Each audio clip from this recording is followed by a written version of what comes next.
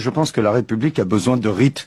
La démocratie, c'est une véritable religion. Et elle a besoin de rites pour être reconnue et acceptée. Je vous le confirme, en effet, je suis le premier législateur français qui ait déposé un texte de loi à propos de la population, la possibilité du mariage homosexuel. Le seul législateur indépendant, c'est Allah subhanahu wa ta'ala. J'appelle tous les musulmans à ne pas voter, à ne pas participer à ce système démocratique et contraire à la charia d'Allah, à ne pas élire quelqu'un de par votre vote qui juge avec autre que la charia d'Allah. Craignez Allah, ô musulmans. Allah nous dit, la fitna est plus grave que le meurtre. Shir Sulayman ibn Sahman, rahimahullah, a dit, el fitna, c'est le kufr.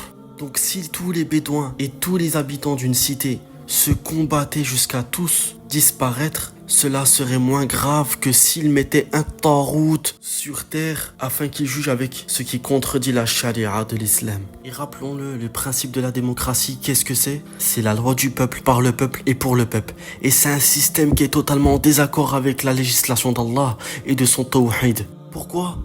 Car le jugement, la loi, le pouvoir n'appartient qu'à Allah Azza wa Jal. Allah nous dit dans la sourate 12 verset 40, le pouvoir n'appartient qu'à Allah. Ô musulmans, il n'y a aucun doute que les musulmans font face aujourd'hui à de terribles atrocités.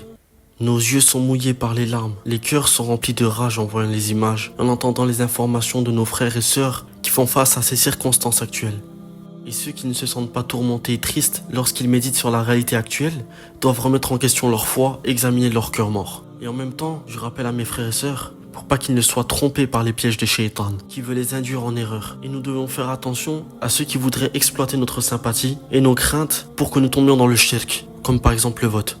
Ô musulmans, ne votez pas, car si vous saviez ce que contient la démocratie comme écrance, vous n'y participerez même pas. Je comprends que beaucoup de musulmans veulent voter pour ce moindre mal, mais le mal qui leur enferme est beaucoup plus grand, c'est-à-dire le shirk. Même s'il y a un intérêt dans la participation des élections démocratiques, ça rend toujours pas l'acte permis. Allah nous dit quoi? Allah Azza wa Jal nous dit, il t'interroge sur le vin et les jeux de hasard. Dit, dans les deux, il y a un grand péché et quelques avantages pour les gens. Mais dans les deux, le péché est plus grand que l'utilité. C'est-à-dire que voter pour un moindre mal, certes il y a un bien, mais le péché est plus grand, le mal est plus grand, le shirk est plus grand que ce bien-là. Celui qui comprend ne serait-ce qu'un minimum ce que contient comme mécréance la démocratie, mettrait certes ses frères et sœurs en garde contre cela.